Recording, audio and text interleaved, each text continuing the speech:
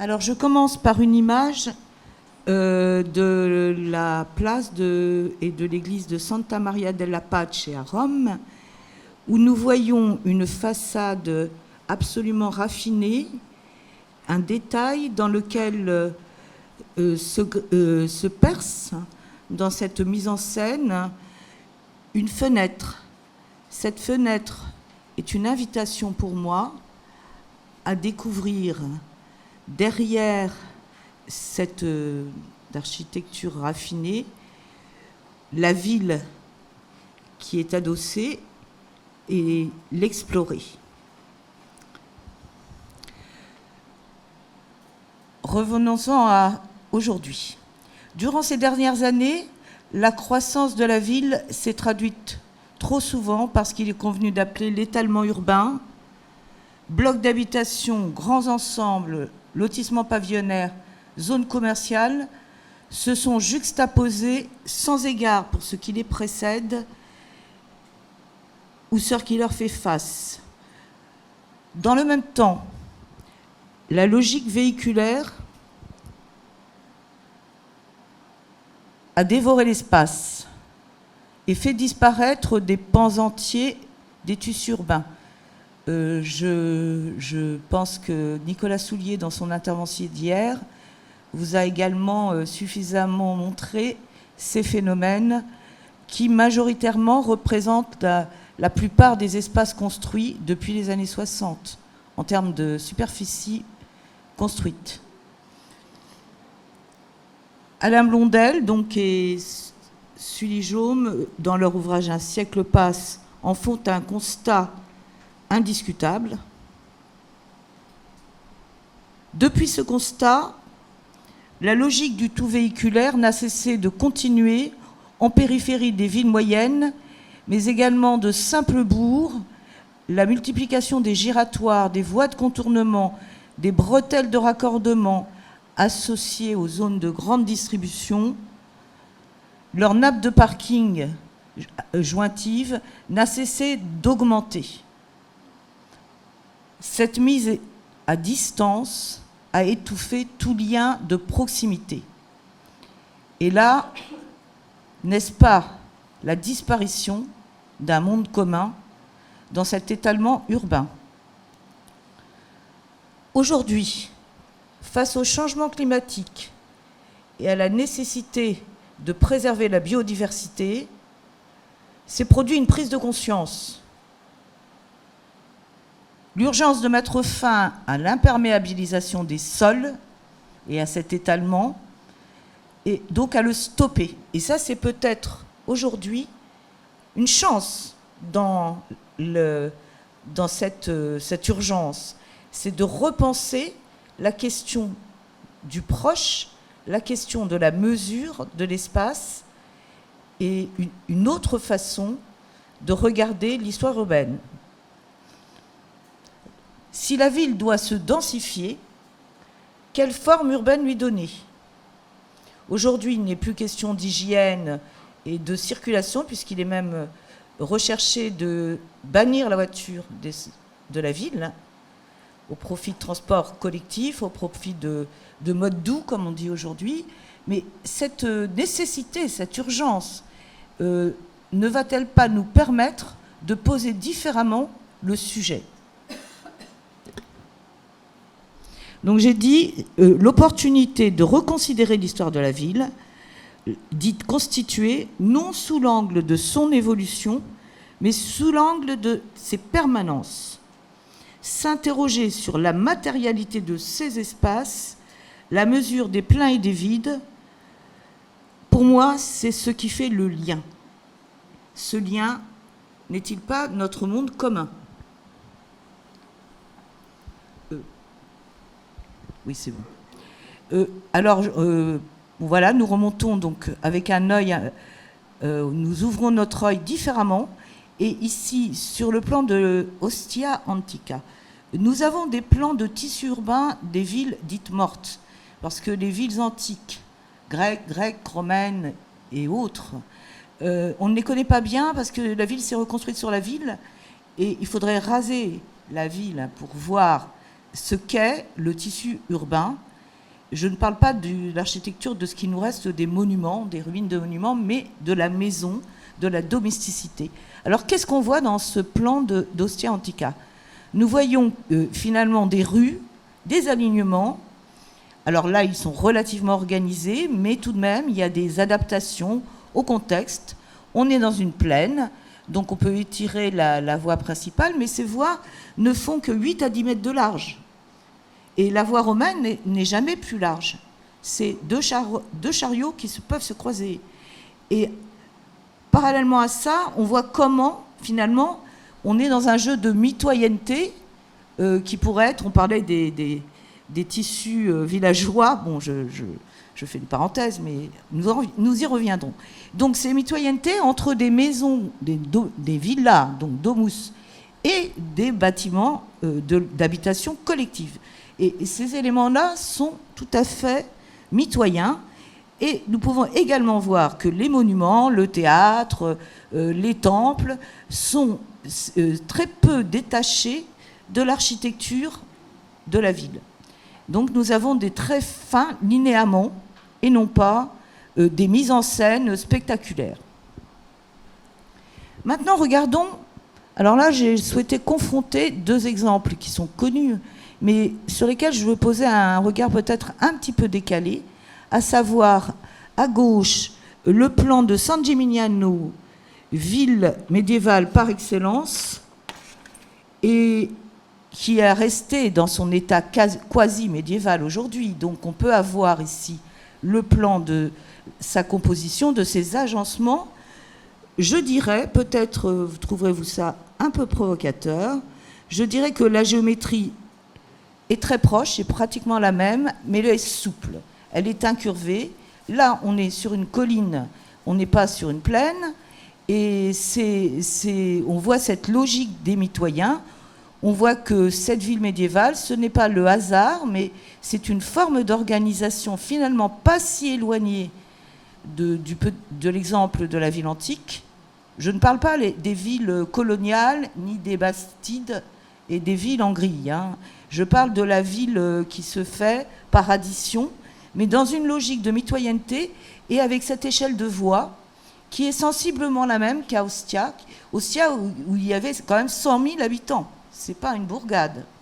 Donc, on voit là finalement que l'échelle du tissu urbain, si on regarde les permanences, on n'est pas dans une logique à opposer avec celle de la ville antique précédente. Alors, à côté de cette vue, j'ai montré ce plan que vous connaissez bien de la ville de Pienza.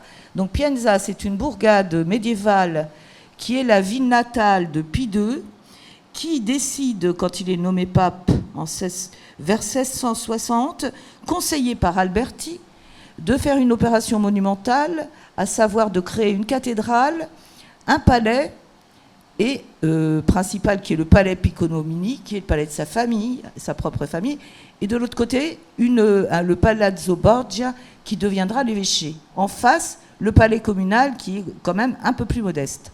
Mais si on observe au-delà de ce fameux schéma que nous avons tous vu dans les livres d'histoire de la Renaissance, notamment avec les ouvrages de Benevolo, qui est une mine quand même, il faut bien le dire, en matière d'information sur les plans de ville, nous observons que la courbure de la rue principale, qui est un peu similaire à celle de San Gimignano, moins accentuée parce qu'on est sur une ligne de crête, on n'est pas sur une butte, eh bien, finalement, cette courbure est conservée. Non seulement elle est conservée, mais la séquence monumentale se trouve justement dans le pli, sur la bissectrice, et qu'en fait, les dispositions des places, et là je reviens à mon aller-retour entre San Gimignano et Pienza, la dimension des places avec ce pincement qui est de l'ordre de 5 mètres à Pienza, et qui est également, si vous regardez la place de l'église de San Gimignano, dans les mêmes échelles du proche. Nous voilà sur un de mes plans fétiches, qui est le plan Nolli de Rome, qui a été dessiné en 1748 à la demande de Benoît XIV. Que voyons-nous? Ici, nous avons la ville dans l'état au milieu du XVIIIe siècle, 3 siècles d'embellissement à la demande des papes. Y ont travaillé les plus grands architectes de la Renaissance, du baroque, Bramante, Michel-Ange, Raphaël, Pierre de Cortone, Le Bernin, Borromini, Fontana, et j'en oublie. Eh bien, que voyons-nous ce qui est frappant pour moi dans ce plan, c'est la compacité, et c'est finalement l'échelle de ce monde commun des rues, qui est également une échelle très fine, de 10 mètres, de 6 mètres, dans lesquels les volumes se font face.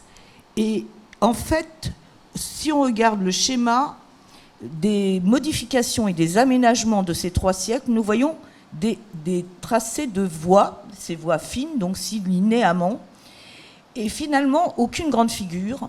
On voit que les géométries se croisent, que le tissu préexistant est maintenu, est respecté, et que tous ces papes, à part et bien évidemment la place Saint-Pierre sur laquelle on va revenir, toutes ces échelles préexistantes, ces tissus sont respectés. Maintenant, regardons le Capitole dans l'état où il était avant l'intervention de Mussolini, donc c'est-à-dire au début du XXe siècle. La place du Capitole était à peine plus grande que la place de Pienza, dessinée par Michel-Ange tout de même.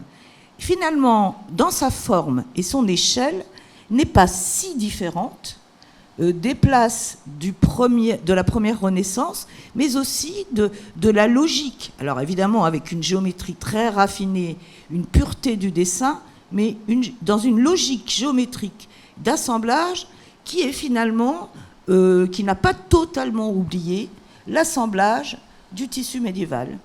Et en particulier, quand on regarde ici la Cordonata, qui conduit à la place du Capitole, qui est quand même un lieu emblématique par excellence, où se trouve le cœur historique de Rome, le palais principal qui est construit sur des ruines antiques, qui se servent de support. Quand on voit qui part en biais l'escalier qui mène à Santa Maria della Pace, qui est une église médiévale, finalement, entre les deux subsiste, alors évidemment Mussolini a dégagé, mais subsiste cette petite treille qui est un signe finalement de cette échelle, de cette mesure de 2 mètres, d'1,50 m, qui a été préservée dans le dessin de Michel-Ange et qui aujourd'hui a été conservé. N'a pas été, alors que c'est des bouts de ferraille, c'est tout à fait une chose mineure. On reviendra sur l'usage du terme mineur. Et bon, sur la photo ici en haut à gauche, on voit également la façon dont aujourd'hui les différents éléments monumentaux, le palais des conservateurs, l'église de Santa Maria Aracelli et le palais de Victoriano, Victor Emmanuel II, finalement sont resserrés de quelques mètres et font comme une sorte de facette qui correspond à l'ancien tracé que vous voyez là, puisque le Victor Emmanuel n'avait pas démoli les tissus urbains qui l'ont été plus tard par Mussolini. Et donc, on voit que finalement, le site a contraint peut-être l'édification, mais en même temps n'a pas renié d'une certaine manière. Alors évidemment, on en vient à la place Saint-Pierre, dont le grand diamètre, je ne sais pas si on dit diamètre pour une ellipse, fait 190 mètres, ce qui finalement n'est pas si énorme, alors que ça paraît immense quand on pense que la place Vendôme fait 120 mètres. Pourquoi ? Parce que, en fait, cette magnifique colonnade du Bernin, ce qu'elle a d'absolument fabuleux, c'est que c'est un filtre. Ce n'est pas une façade, c'est un filtre entre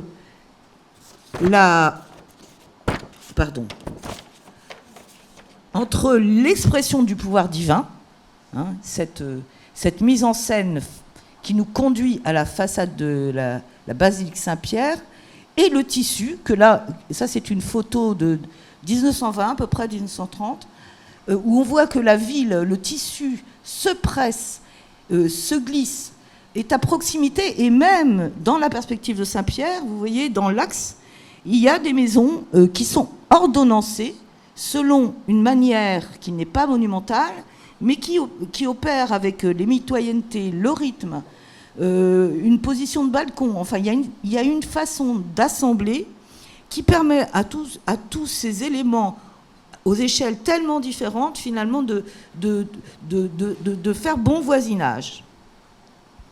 Alors là, aujourd'hui, alors il y a beaucoup de monde sur cette place, mais il y a bien sûr le percement de la Via della Conciliazione qui a détruit donc quand même la quasi-totalité du Borgo, qui est le quartier qui jouxte Saint-Pierre.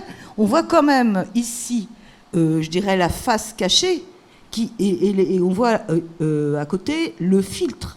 C'est-à-dire que derrière cette colonnade, avec ces 4 colonnes alignées dans chaque trame, elle laisse filtrer cette matière, et pour moi, ça, c'est l'échelle du proche, et ça participe à notre sensation de monde commun, car la ville est l'art du proche. Alors là, j'ai pas pu m'empêcher de faire un petit clin d'œil au Panthéon, donc le Panthéon de Rome, avec qui est préservé parce qu'il a été transformé en église. Mais bon, derrière, vous voyez qu'à travers ces colonnes monolithiques qui viennent d'Égypte, vous avez un bâtiment qui est, à mon avis, du 19e siècle.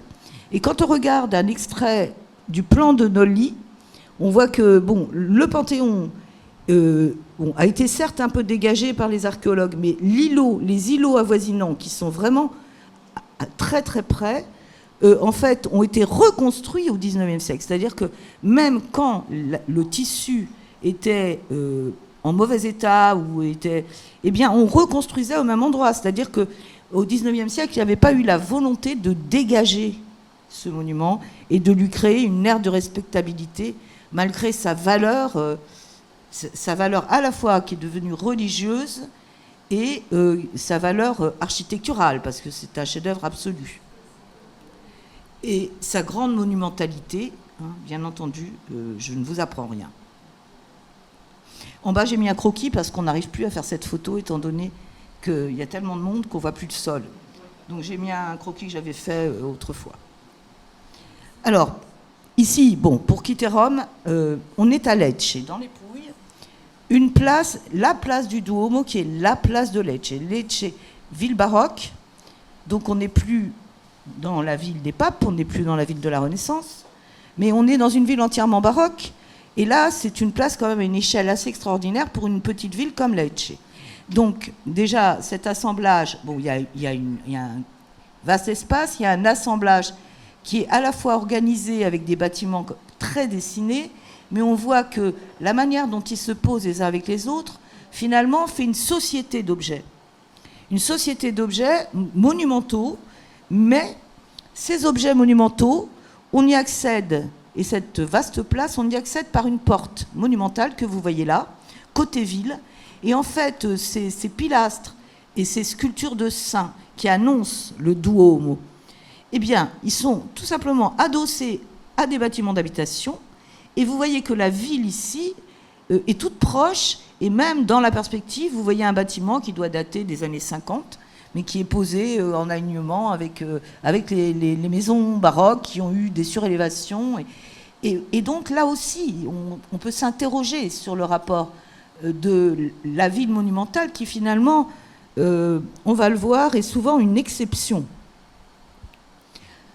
Autres exemples, à gauche, Venise, donc un palais gothique qui est pris dans des mitoyennetés, dans une continuité. Donc on voit tout à fait cette logique qui n'est pas du tout un chaos, mais qui est un art de l'addition, avec des maisons tout à fait simples, qui savent s'adosser les unes avec les autres, et qui finalement ne contredisent pas le palais gothique. Alors à droite, c'est une vue que vous devez connaître, c'est la Piazza del Duomo à Assise, où là on retourne à l'antique, puisque vous avez le temple de Minerve, qui a été transformé d'abord en palais civique, puis au Moyen-Âge, puis aujourd'hui en église, en fait, qui est pris entre deux mitoyens. D'un côté, le nouveau palais civique de la fin du Moyen-Âge, et de l'autre côté, un immeuble du 19e siècle, une maison d'habitation. Et tout ça se prolonge dans une continuité, dans une logique, et qui nous conduit à la rue qui mène à la basilique San Francesco. Là, toujours dans ces jeux didactiques, à gauche, nous retournons à Rome, vous avez reconnu le palais de la Chancellerie, attribué à Bramante, qui est d'une pureté absolue. Mais alors, ce qui est intéressant, bon, évidemment, c'est une cour magnifique, et cette cour ne dépasse pas, ce palais ne dépasse pas ses propres limites. Je ne vous ai pas donné l'extrait de plan, parce que ce serait trop long, mais il est longé par la Via dei Pellegrini, qui doit faire 6-8 mètres de large, et vous traversez la Via dei Pellegrini dans l'axe de cette porte que vous voyez là, sous les colonnes, et vous tombez sur cette cour qui est en fait une architecture domestique, quasiment rustique. Et là, justement, on parlait du village. Là, dans cette ville de Rome, qui est la ville éternelle où ont travaillé les plus fameux architectes pendant des siècles pour l'embellir. Je ne parle pas de la ville antique, hein, parce que là, Mais, eh bien, nous avons, dans le même îlot, tout à fait au plein cœur du Champ de Mars, à 2 pas du Palais Farnèse, nous avons ces deux architectures en vis-à-vis, vraiment à quelques mètres de distance, et qui ont perduré. Bien sûr, le palais, bon, ça va de soi, mais l'architecture quasiment rustique de la cour, mais d'ailleurs qui est mitoyenne avec d'autres. Là, j'ai un extrait, mais elle est mitoyenne avec d'autres maisons, cette maison-là. Et puis, il y a des escaliers extérieurs, enfin, voilà. Alors, je voulais quand même vous montrer, parce que sinon vous allez dire que mon discours est spécieux, la voie par excellence, la Via Condotti, qui est en fait qui serait les Champs-Élysées de Rome, puisqu'on n'a pas, à part les avenues mussoliniennes, nous n'avons pas un boulevard ni une vaste. Nous avons vu tout à l'heure que les percements des papes, ce sont de fins linéaments. Bon, je ne peux pas parler aujourd'hui de toute la subtilité et de la manière dont sont mis en œuvre tous ces linéaments, le rapport aux architectures, aux obélisques, aux vues latérales. Bon, ça, c'est un autre débat. Mais bon, ici, on a en perspective la bien connue église Trinité des Monts. Il y a le plan. Bon, on voit très bien que l'église n'est pas alignée avec la Via Condotti, que la place d'Espagne a une forme tout à fait étonnante qui vient du croisement des directions du Trident avec la nécessité de rejoindre les basiliques. Et en même temps, cet escalier qui est extrêmement monumental, qui est absolument magnifique, et qui nous attire, qui nous happe avec cette église dans le fond, quand vous regardez, vous le montez, latéralement, vous voyez qu'en fait, il traverse un îlot, et que quand il a été construit finalement à l'époque baroque tardive, on ne s'est pas donné la peine de dégager les abords de cet escalier. Non seulement ça, mais il y a des palais qui se sont reconstruits, ou des maisons d'habitation qui profitent finalement de l'ouverture de l'escalier. Et puis en haut, c'est un atelier, alors malheureusement il y en a un peu moins maintenant, un atelier de menuiserie et de bricolage qui se trouve à rez-de-chaussée d'un palais dans le quartier, qui est quand même le quartier des commerces de luxe. Hein. Donc, bon, il y a encore elle est un peu en train de disparaître. Bon, ça va, mais ça va être juste. Ah non, on ne va pas y arriver. Alors, bon, là, très vite, le dialogue entre les échelles, le réemploi, les palais de la Renaissance ou de Renaissance tardive ou début de baroque, et puis en face, dans la Via, sur cette place, dans cette rue, eh bien, nous avons comme ça un échange, une mise en relation, un dialogue et une inventivité qui est liée à simplement le fait d'admettre que ces architectures peuvent se combiner et s'organisent d'une manière souple et libre. Et là, bon, c'est une échelle inversée. Bon, vous voyez les bâtiments d'habitation qui, d'ailleurs, ça forme une très belle place en trapèze. En fait, c'est une excroissance de rue. Et au fond, l'église qui paraît et qui est minuscule. Alors là, rapidement, il s'agit d'architectes majeurs pour des architectures mineures. À gauche, l'église Santa Maria del Popolo, qui s'appuie sur la muraille aurélienne, donc la muraille antique. La fameuse porte del Popolo, qui est la porte de la ville antique, qui a été rebâtie avec moult architectes, dont Bernin, pour créer des sculptures, etc., etc. Mais vous voyez le petit cylindre, j'ai pas le pointeur, vous voyez le petit cylindre qui se détache de l'église. Eh bien, c'est une chapelle édifiée sur les plans de Raphaël. Donc Raphaël fait une chapelle minuscule, et à droite, le fameux Tempietto, dont le diamètre est de 9 mètres et qui est placé dans un cloître qui est beaucoup plus grand que le fameux Tempietto avec sa coupole qui est absolument monumentale mais à une échelle minuscule. Donc ces grands architectes qui nous font des projets à la perfection des proportions font des architectures minuscules. Bon, il faut aller très vite pour Paris. Bon, Paris, le plan de Charles Piquet en 1815. C'est un extrait du centre-ville de Paris. Donc, ce qui est frappant dans cet extrait, un peu comme dans le plan de Nolly, mais là, on est en 1813. Donc, on est après la Révolution.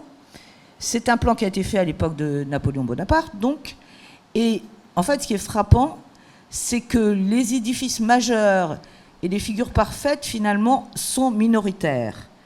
Et que, en fait, la ville se définit encore comme une ville extrêmement dense, avec des tracés complexes, et qui ne sont pas du désordre, mais là, de la stratification.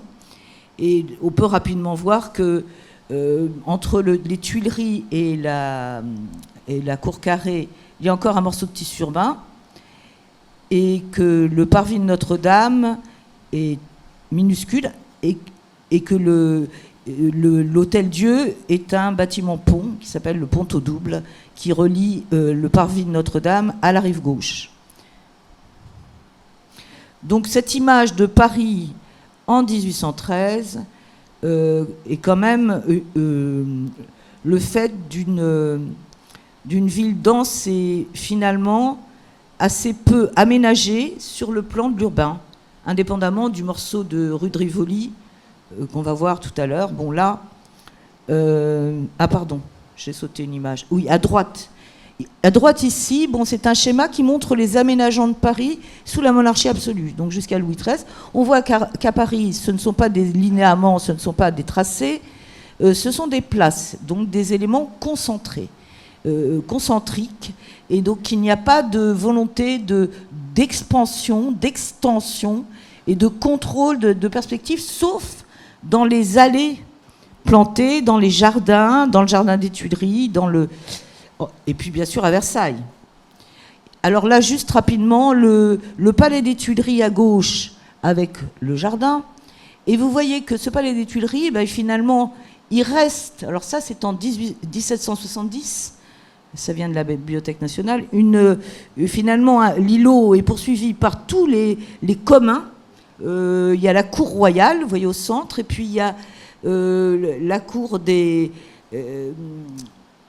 princes. En fait, il y a la cour qui sert aux chevaux. Donc il y a aussi des hôtels particuliers. Et l'image de droite, vous devinez, alors il y a une ombre qui correspond à la façade chère à Karim Basbouz, la façade de Perrault. Et vous voyez, ici c'est un document qui vient de la Maison du Roi, c'est un relevé du tissu urbain qui était adossé à cette fameuse colonnade, et ça, qui n'était pas démoli au début du règne de Louis XVI. Hein. Ça c'est une vue. Et donc ici, vous avez un hôtel qui s'appelle le Petit Bourbon, qui est un hôtel médiéval, un hôtel particulier médiéval, où logeait d'ailleurs le Bernin quand il faisait son projet de colonnade. Donc vous voyez que la ville, là, vraiment, elle est accolée, elle est vraiment contre. Et il y a quand même un siècle entre le moment où cette colonnade, enfin pas tout à fait un siècle, mais presque, entre cette colonnade et la construction de la colonnade et se relever. Moi, ça tombe bien, j'ai bientôt fini. Alors ici, l'envers du décor, la place des Victoires, l'arrière dessiné par Mansart, à l'arrière de la place des Victoires, les bâtiments prennent leur liberté, les habitations, et ce sont les petites échelles, vous voyez, des échoppes, des boutiques de la place des Petits Pères qui tiennent la continuité de la rue, qu'on n'a jamais perdue au fil du temps. Et vous voyez là qu'à la fois, il y a cette unité dans les hauteurs, parce qu'on est ce sont les bâtiments de la place des Victoires, mais en même temps, nous avons cette liberté formelle et puis cette continuité du rez-de-chaussée habité. Et là, un exemple bien connu, la rue Saint-Roch, où un rare exemple où les échoppes ont perduré, parce que c'était le cas de la plupart des églises, jusqu'à Haussmann. Mais il y a plein d'exemples dans les plans quand on va aux archives. Mais là, c'est un exemple qui a survécu, où vous voyez là aussi comment l'église, finalement, Saint-Roch n'est pas parallèle à la rue Saint-Roch, mais que l'interstice entre la rue et l'église devient habité avec ces petits bâtiments dont vous pouvez constater sur l'image de droite qu'ils sont également dessinés, composés. Vous voyez, là, il y a une petite boutique avec une fenêtre dans l'axe de la porte. Enfin, il y a des bossages. C'est pas une architecture, c'est une architecture mineure, mais ce n'est pas une architecture qui est faite dans le désordre. Et pour conclure, à gauche, nous avons la rue Margutta, donc à Rome, qui est tout près du Corso, qui est une voie qui est de la même époque, avec une stratification, une voie qui a été confortée à la Renaissance, à l'époque des papes, pour faire vite. Et à droite, nous avons un passage dans le 11e arrondissement, du début du XXe siècle. Entre ces deux images, la question de la mesure de l'espace commun est-elle tellement différente ? Est-ce que cette ville, ici à droite, n'est pas habitable ? Est-ce que cette ville est absolument impossible parce qu'elle serait trop serrée ? Alors là, je vous montre une image à droite de Locorotondo dans les Pouilles, qui est une ville, petite ville fondée sur une cité grecque, une cité antique, qui s'est construite avec des venelles, mais si on la met à côté ici de la cité du Figuier, qui est dans le même quartier que le passage de tout à l'heure, est-ce que dans ces deux cas, il s'est écoulé 2 millénaires, est-ce que finalement, la façon d'assembler nos maisons, nos lieux d'habitation et nos lieux de vie, tout simplement, est si différente ? Bon, là, je vais passer très vite. 2 angles, je n'ai pas pu résister à vous les montrer. Je pense qu'à droite, c'est De Klerk. Je pense que, simplement Amsterdam, il y a des substitutions. On en trouverait, même aujourd'hui, des exemples de substitutions réussies. Mais on voit qu'avec ces systèmes d'addition, de substitution, de réemploi de formes, on peut exprimer des vocabulaires architecturaux très différents. Et là, à 20 ans d'intervalle, on a des évolutions et des enrichissements et des compositions savantes. Rien n'empêche de faire ces œuvres et en même temps d'avoir un égard pour la ville ancienne. Et là, je vais conclure avec les mêmes images, peut-être que Karim m'ait vu à pied cette fois, c'est-à-dire vue du piéton.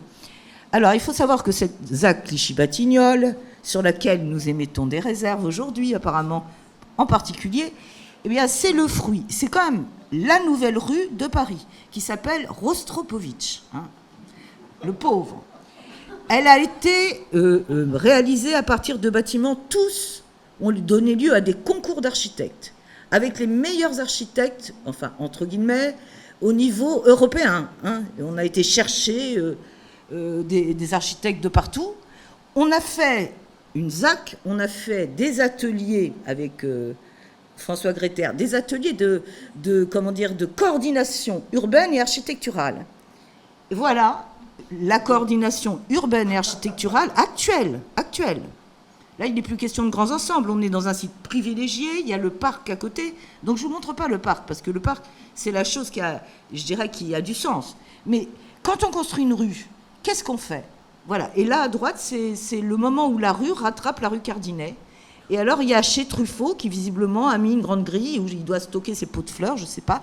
Mais on se pose la question, avec tous les outils, les réflexions sur la ville, tous les ouvrages, toutes les dénonciations des erreurs, comment aujourd'hui on peut construire un espace comme celui-là, où chaque bâtiment nie le voisin, où les hauteurs sont le pur fruit de la fiche de l'eau, avec les égaux ensuite qui s'amusent. Alors là, les façades, les 4 façades sont les mêmes partout.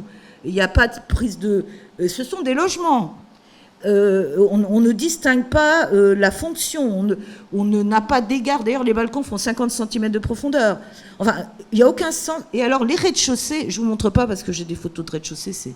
Bon, voilà. Et donc, je reviens, pour finir, à une image réconfortante, pour dire à quel point... bon, là, c'est une très belle architecture.